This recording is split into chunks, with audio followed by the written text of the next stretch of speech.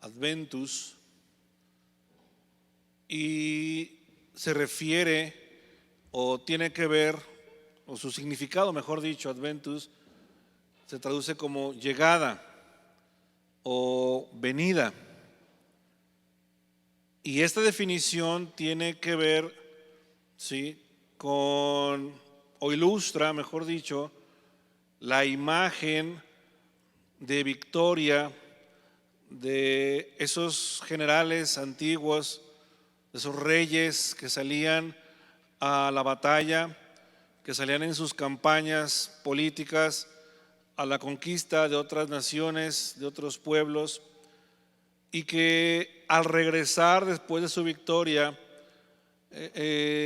su reino o el pueblo que los esperaba anhelaba su regreso, su venida, su llegada. Y cuando estos reyes, estos generales antiguos lo hacían, traían consigo el botín de guerra, lo que habían conquistado, y luego lo repartían entre los suyos, entre la gente de sus naciones. Por eso eran esperados, esperaba la gente la llegada de estos conquistadores, y que a su regreso el botín, los despojos de esas guerras fue repartido entre la gente. La palabra Adviento tiene esta connotación y se aplica a la llegada, ¿sí?, o a la venida, ya no de cualquier general o de algún rey en particular, sino a Dios mismo como el Rey de Reyes y el Señor de todos los señores, aquel que está anunciado en las profecías bíblicas y que se dice va a llegar, va a venir. Dios anunció la llegada del Mesías y tuvieron que pasar poco más de 400 años para que esta profecía tuviera cumplimiento. Hoy, en este tiempo de Adviento, en esta temporada, nosotros recordamos ese hecho, recordamos la venida de nuestro Mesías, de nuestro Salvador. Yo no sé si ustedes estén de acuerdo conmigo, pero ha sido increíble lo rápido que se está yendo el año, la rapidez con que se fue ya prácticamente el año. Y estamos entrando en esta parte final del calendario, y el tiempo de Adviento, hermanos, es un tiempo también, si bien es de espera, es un tiempo también de preparación para nosotros. Es un tiempo de pensar, de meditar, de evaluar nuestra vida de cara a cómo está esta delante de Dios. El llamado también en el tiempo de Adviento es un llamado al arrepentimiento, es un llamado a buscar la gracia, el perdón de Dios. Juan el Bautista, en su ministerio profético, anunciaba esto: arrepentíos porque el reino de los cielos, decía, se ha acercado. Y este tiempo es un tiempo para que ahora el pueblo de Dios, su iglesia, nosotros, busquemos este tiempo, un tiempo de búsqueda de Dios, un tiempo donde podamos reflexionar acerca de lo que Dios ha hecho por nosotros. Hay por lo menos tres formas o tres visiones donde podemos abordar este tiempo de Adviento o de Navidad, como también se le conoce. El primero de ellos es en un aspecto personal, individual. Y no debemos olvidar que la principal razón de la celebración de este tiempo es Jesucristo. No es lo que adorna al nacimiento de Jesús, no es el color con el que se viste en estas temporadas, es Jesús mismo. En lo individual, esa debe de ser un motivo de alegría, un motivo de gozo, un motivo de esperanza, renovar la esperanza en aquel que ya vino, pero que en este tiempo nos recuerda que está con nosotros. Para su iglesia debe de ser el recuerdo de que un día el rostro de Dios, el rostro del Padre, del Dios único y verdadero, se reveló o se manifestó a los hombres en la persona de Jesús. Su iglesia debe de proclamar esta verdad. Y para el mundo, en tercer lugar, para el mundo este tiempo, el tiempo de Adviento o el tiempo de la Navidad, debe de ser el recordatorio de la promesa cumplida de un Dios que quiere reconciliarse con este mundo. Juan 3:16, parafraseando esta cita bíblica, podemos decir que de tal forma Dios sigue amando a este mundo, que la gracia de su Hijo sigue estando disponible para que todo aquel que crea en Él no se pierda y tenga la vida eterna. En un tiempo tan convulsionado, en un tiempo como el que estamos viviendo actualmente, hermanos, eso se llama amor. Dios sigue esperando de este mundo que este mundo voltee su rostro a Él. Ahí está el camino de la gracia, está el camino de la salvación, está el camino de la redención, Jesucristo el Salvador. Dios no ha desamparado a este mundo. Dios no ha cortado su brazo de misericordia para este mundo. Aún a pesar de lo que estamos viviendo actualmente, Dios sigue manifestando su amor a este mundo. Vamos al libro del profeta Isaías, al capítulo número 9, versículos del 1 al 7. Isaías, capítulo número 9,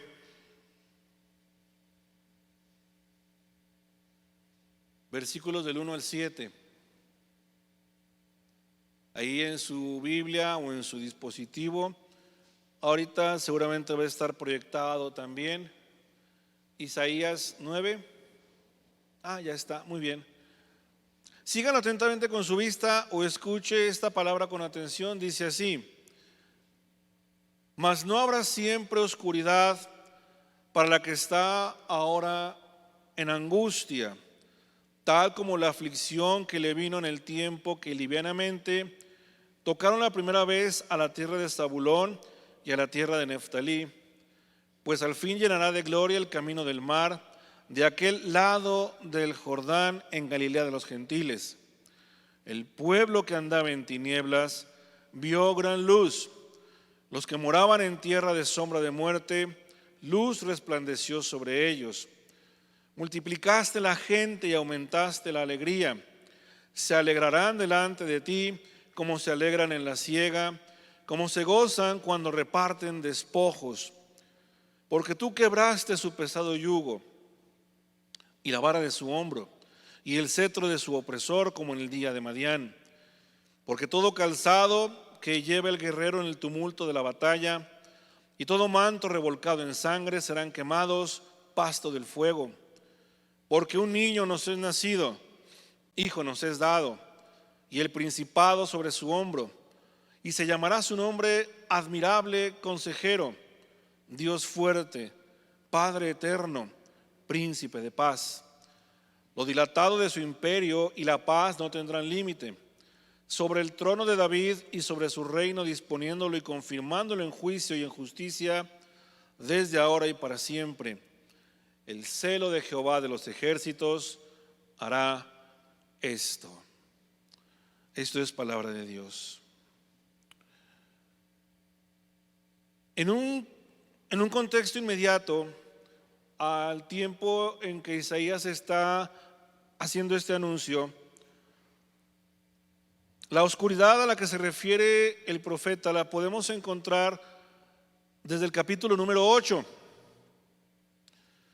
En ese capítulo Isaías hace una advertencia o le hace un llamado a Judá acerca de la invasión que había de venir de parte de los asirios. Isaías 8:22 dice: y mirarán a la tierra, y he aquí tribulación y tinieblas, oscuridad y angustia, y serán sumidos en las tinieblas.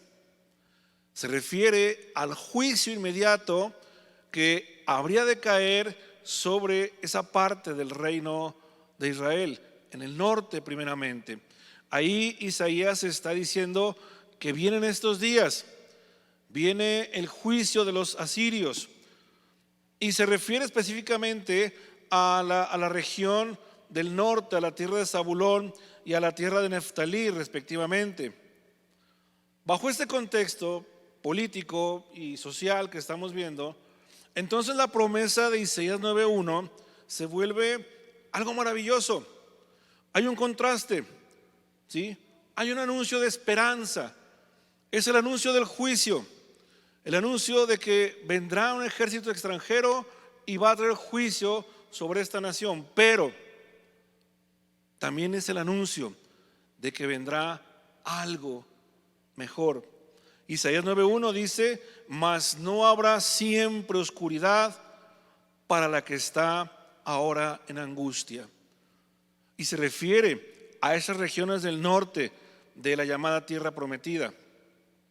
Estas ciudades que estaban alrededor del mar de Galilea, o donde era conocido como Galilea de los Gentiles, que fue la parte, según se cree en la historia, una de las partes más severamente devastada cuando los asirios invadieron esta parte del reino de Israel, el norte, ¿sí? Fueron violentadas, fueron arrasadas, sus habitantes fueron desarraigados de sus lugares de origen, fueron esparcidos alrededor del mundo conocido, y se ha llegado incluso a creer de que a raíz de este sitio las tribus del norte prácticamente desaparecieron en su linaje, en su descendencia, en sus raíces, fueron desaparecidas. Fue un castigo muy severo de parte de Dios hacia esta parte de su pueblo.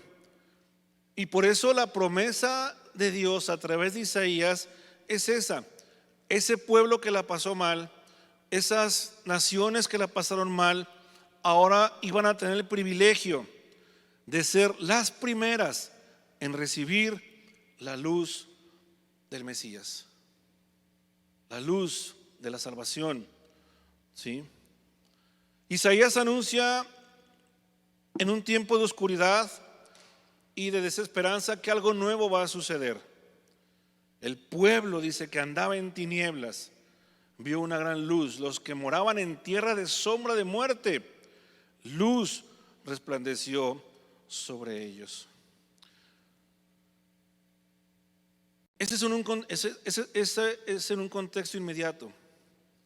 Pero trasladándonos hasta nuestro tiempo, vemos, hermanos, que es una imagen del mundo actual.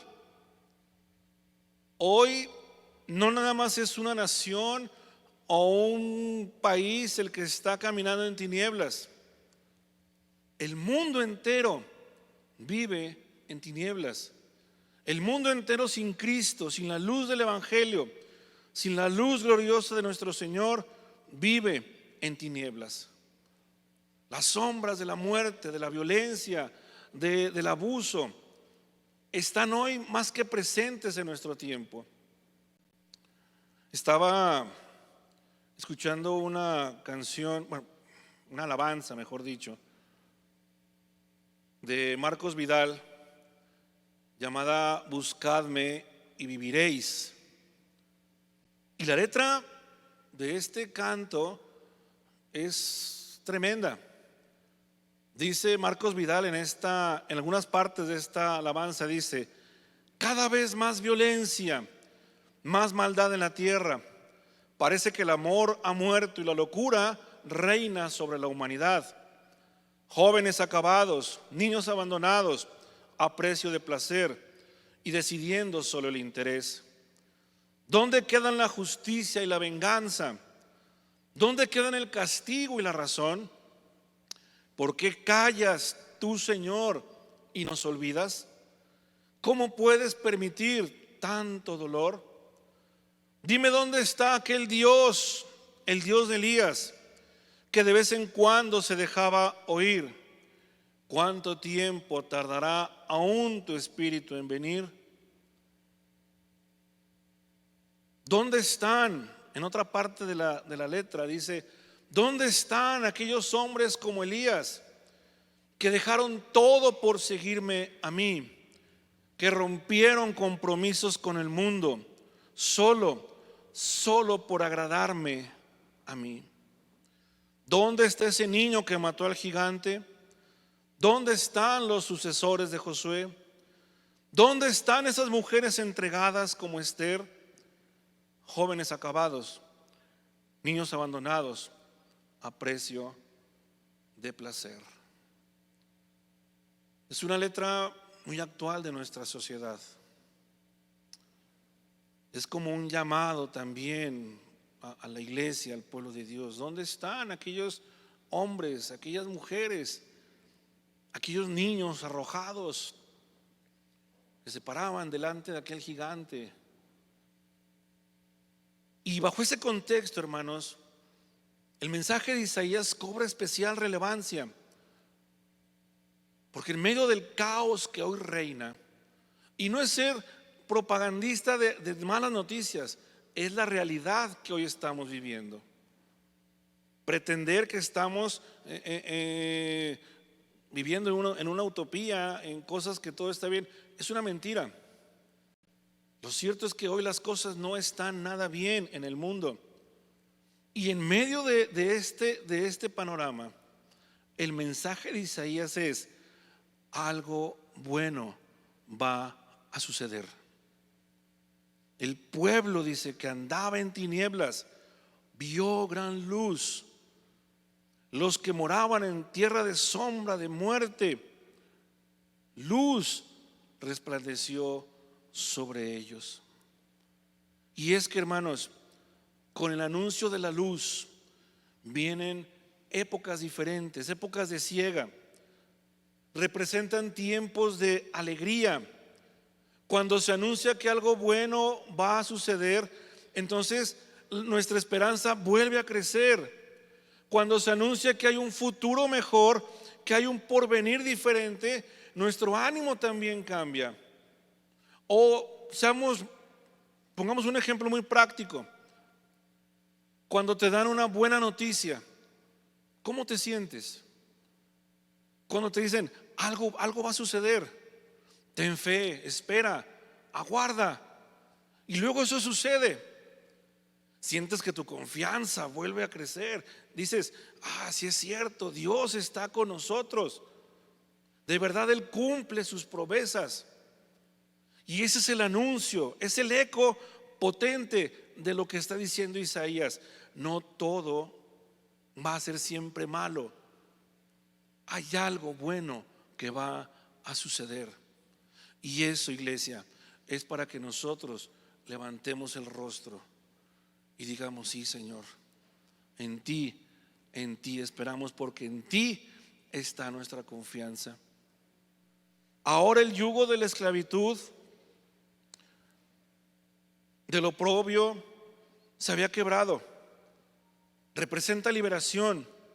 La vara del hombro de la que habla el profeta, que se utilizaba para guiar a los bueyes en la siembra, ha sido rota, se quebró. El cetro que oprime, ¿sí?, ahora trae libertad, porque tú quebraste su pesado yugo, y la vara de su hombro y el cetro de su opresor, como en el día de Madián. Esa luz, hermanos y amigos, esa luz de la que habla el profeta, apunta y anuncia no a tiempos políticamente buenos. No es un anuncio de que socialmente las cosas van a cambiar, de que la economía va a cambiar. De hecho, no fue así en el tiempo de Isaías. Vino el juicio. A lo que se refiere Isaías, a esa luz, a eso mejor que viene, apunta a un niño llamado Emanuel, que traducido es Dios con nosotros. Es interesante cómo se le da este título a nuestro Señor. Dios siempre ha estado presente en la historia del hombre, pero ahora se anuncia como Emanuel, Dios con nosotros, Dios con los suyos. Y se le dan varios nombres: admirable, consejero. Hay quien no hace esta separación y le da un solo título: admirable consejero. Es lo mismo. Es Dios fuerte, es un Padre eterno y es el príncipe de paz. Es el misterio, hermanos. El tiempo de Adviento, este tiempo nos recuerda el misterio de la encarnación del Dios único y verdadero, del Dios creador de todo el universo.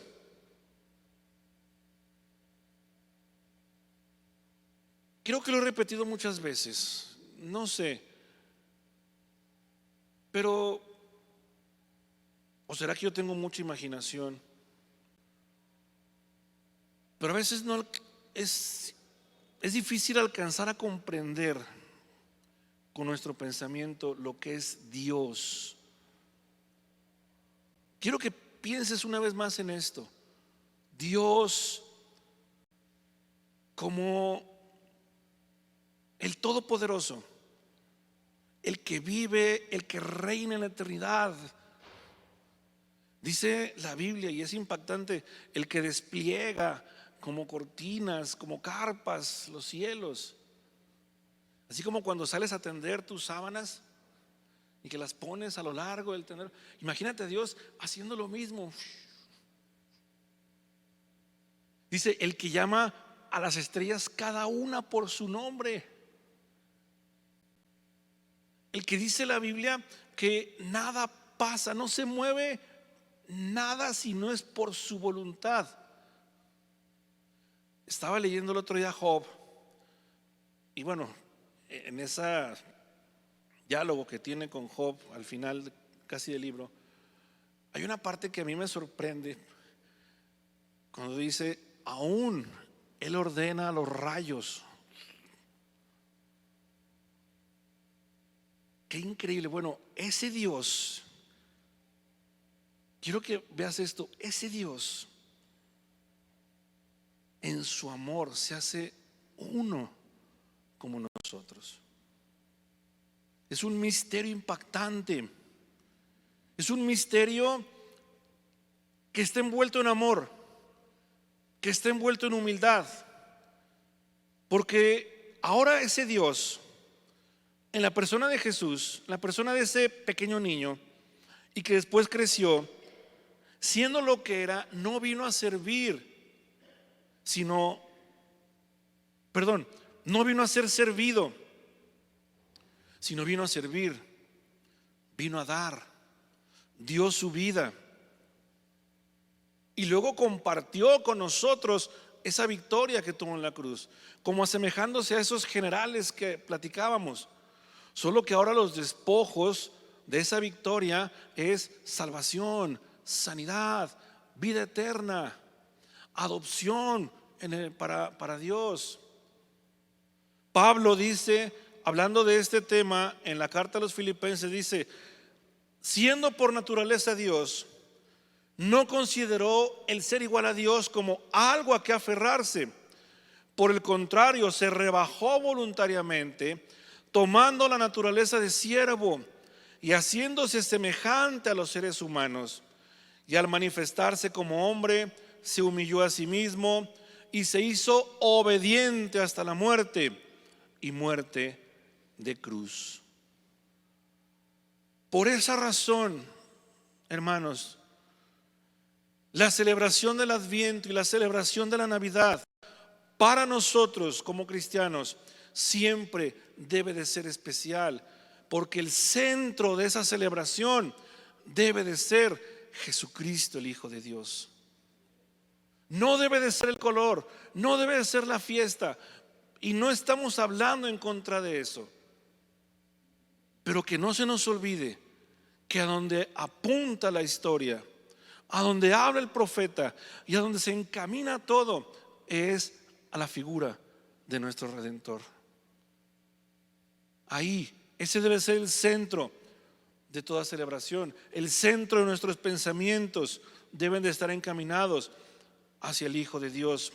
Dios, al hacerse semejante a nosotros, Dios sabe y conoce perfectamente ahora nuestras debilidades y nuestras necesidades. Y les decía en la mañana, parece ser otro misterio de su encarnación. Sabemos que Dios todo lo sabe, es omnisciente, es omnipresente, es eterno. Pero ahora, en la persona de Jesús, Él siente lo que tú sientes. Él se identifica con nuestras debilidades. Por eso cuando clamas a Dios, cuando oras a Dios y le dices: Señor, escúchame, mira mi necesidad, Él ya lo conoce. Él ya lo sabe, porque en Cristo ese Dios ya lo experimentó. Si hay alguien que sabe lo que es la tristeza, si hay alguien que sabe lo que es el dolor, si hay alguien que conoce lo que es el quebranto, el desánimo, la angustia, la ansiedad, si hay alguien que sabe y conoce todo esto que nos aqueja como seres humanos, hermanos, ese es nuestro Dios y Señor. En nadie más te vas a poder identificar tus tristezas, tus quebrantos, tus angustias, tus ansiedades. Él también las conoce. Por eso el título de Emanuel, a la luz de todo esto, parece que nos da una razón del por qué se le llama así: Dios está con nosotros. Por eso vale la pena hacerse una pregunta: ¿cuál es el Jesús que celebramos? ¿A cuál Jesús vas a celebrar? Hoy la celebración de Jesús y de su nacimiento debe de ser una celebración que impacte, que mueva al mundo a celebrar lo que ese Jesús hizo por nosotros. Yo sé que esto ya lo saben, pero lo voy a decir para que ustedes sean incómodos con quien lo hacen. O si de pronto por ahí medio se despistan, acuérdense de esto. Pero no es el tiempo, hermanos, no es el tiempo de celebrar al Jesús del pesebre. No es el tiempo de celebrar al Jesús que se saca de la vitrina del comedor, se le pone un vestidito, se pone en un pesebre y luego el 24 se pasea lleno de dulces y de colaciones, y tomas una colación y le das el besito en la patita, el besito en la manita. No es el Jesús de los tamales del 24. Ya no es el tiempo de ello. Yo lo siento por aquellos que están esperando ese día para... Vamos al rosario de la abuela, sí, vamos a los tamales. Tampoco es el tiempo, hermanos, de celebrar al Jesús social, al Jesús del estatus, al Jesús del pretexto para la fiesta y el desenfreno, al Jesús que es el pretexto para las posadas, al Jesús de los brindis, y que bajo ese argumento la celebración en las reuniones se conviertan en fiestas mundanas, en fiestas paganas. Tampoco es el tiempo de celebrar al Jesús de las redes sociales, ese que se presume de pronto como si fuera un objeto o un artículo para presumir. No, hermanos, es tiempo de celebrar al Jesús de la Biblia. Es tiempo de celebrar al Jesús que trae algo nuevo. Es el tiempo de recordar que eso nuevo es Él. Hoy los tiempos oscuros, difíciles que vivimos, ¿sí?, traen la promesa de la luz que Él representa. Jesús trae un cambio, quiere un cambio para tu vida. Jesús es la respuesta a tus preguntas. Jesús es la respuesta que tu corazón necesita. Jesús es la respuesta para un hogar con problemas. Jesús es la respuesta para un joven confundido. Jesús es la respuesta para una economía mal administrada. Porque Jesús trae todo un cambio de vida en sí mismo. En Jesús hay gracia, hay salvación, hay perdón de pecados. En Jesús hay sanidad. En Jesús está el inicio de una nueva era, donde Él será para siempre exaltado. Quiero terminar con lo siguiente. Y es algo que no puedo dejar de mencionar. A lo mejor a ti te va a parecer un poco repetitivo, vas a decir, ay, otra vez, y dale con lo mismo. Pero el tiempo que vivimos actualmente es un tiempo de mucho temor. Es un tiempo que provoca mucha ansiedad. Es más, creo que es un tiempo en el que ya no te permites planear a largo plazo, porque no sabemos qué va a pasar. Hay miedo allá afuera. La cuestión de salud que estamos viviendo, no hemos salido de ella. Hoy se anuncian, esta semana salió el anuncio, otra vez se disparan las alarmas, no solo aquí a nivel local, a nivel mundial. Otra variante de este coronavirus.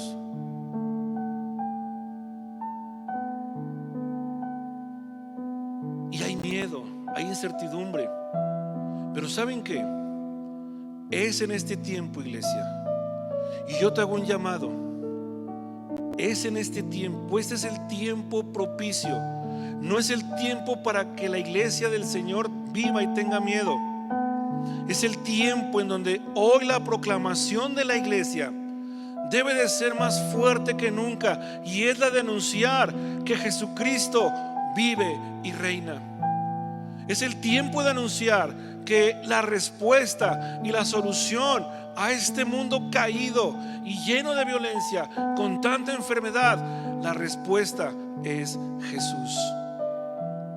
En tu lugar de trabajo, en la oficina, en la escuela, donde vayas, tú tienes el deber de proclamar que Jesucristo vive y reina.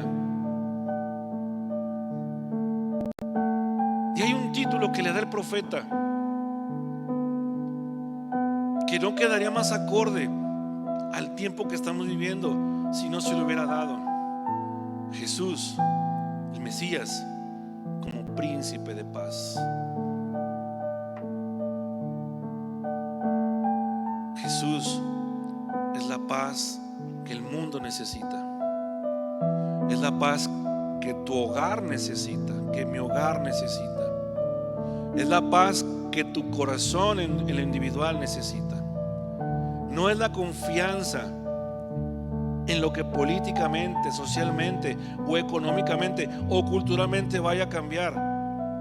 Es la confianza de saber que Jesús es la fuente de toda paz. Por eso el tiempo de Adviento nos invita a replantearnos todo eso. Nos invita a ver, a examinarnos. y poner nuestra mirada en el futuro, poner nuestra esperanza verdaderamente en aquel que vino a vivir entre nosotros. Ese es el Jesús que celebramos. Ese es el Jesús que debemos proclamar y celebrar. Un Jesús que no está inerte en un pesebre y que se pasea durante el 24 y luego se mete y luego el día 6 de enero se saca. Ese no es el Jesús que debemos anunciar. No es el Jesús que sigue estando en la cruz, colgado ahí, muerto. Es un Jesús que vive. Es un Jesús que reina.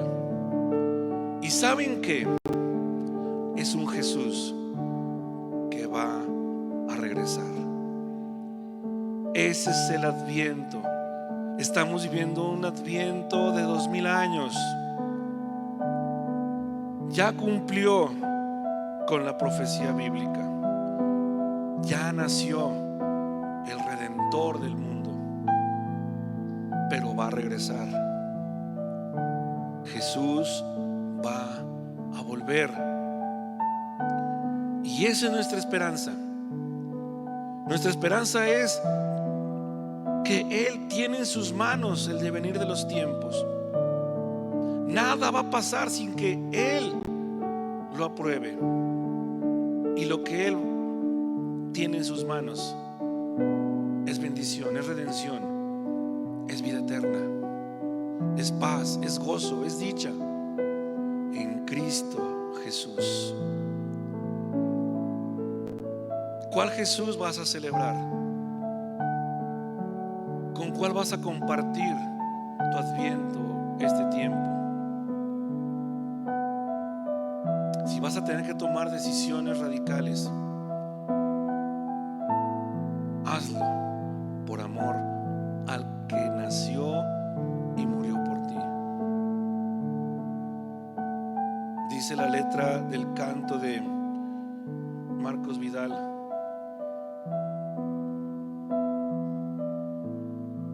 ¿dónde están aquellos hombres como Elías que dejaron todo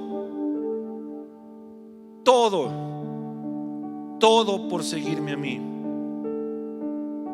Que rompieron compromisos con el mundo,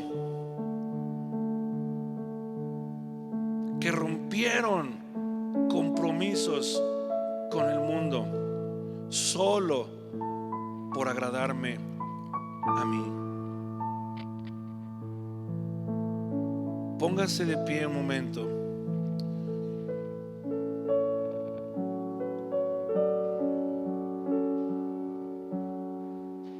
Levantemos nuestro rostro, hermano. Levanta tu rostro. Estamos llegando al final de un año muy difícil, pero yo lo he dicho muchas veces y lo voy a decir hasta el día que me vaya de aquí. El que estés aquí hoy, en un día como este, en domingo, a pesar de lo que haya pasado el resto de la semana, es testimonio de que hasta aquí el Señor te ha respaldado. Oremos a Dios esta tarde en el santo y poderoso nombre de su Hijo. Señor, gracias, amado Padre Celestial,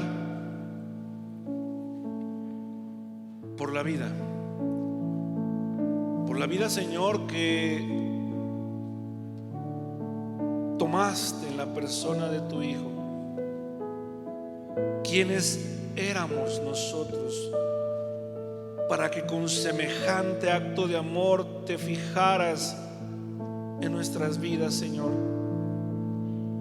¿Qué somos, Señor, en esta creación?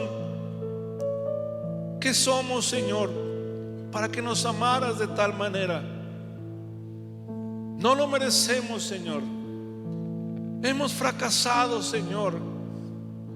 Nos hemos equivocado. Hemos hecho las cosas muy mal, Señor. Pero ¿cómo entender tu gracia divina? ¿Por qué, Señor, nos amas tanto que diste a tu Hijo, Señor, por nosotros? Padre, hoy solamente podemos decir: gracias, Jesús, por nacer. Gracias, pequeño Jesús, por nacer en semejanza a nosotros. Señor, ayúdanos a vivir este tiempo de Adviento con una mente y un corazón renovados. Ayúdanos, Señor, a refrescar nuestro compromiso, a hacer nuevos votos de santidad y de obediencia a tu palabra. Ayúdanos en este tiempo de Adviento a verdaderamente desechar y dejar atrás las cosas viejas de nuestras vidas, los viejos hábitos, las viejas formas de ser, las viejas apatías, las viejas indiferencias. Señor, reviste a tu iglesia, Padre, en estos tiempos difíciles y complicados, para ser verdadera luz y sal de este mundo. Que en medio de estos tiempos difíciles nuestros labios no callen que Jesucristo es el camino, es la verdad y es la vida. Padre, en esta hora bendice a tu iglesia aquí presente. Bendice a esta heredad que es tuya, Señor. En el nombre de Jesús. En el nombre de Jesús.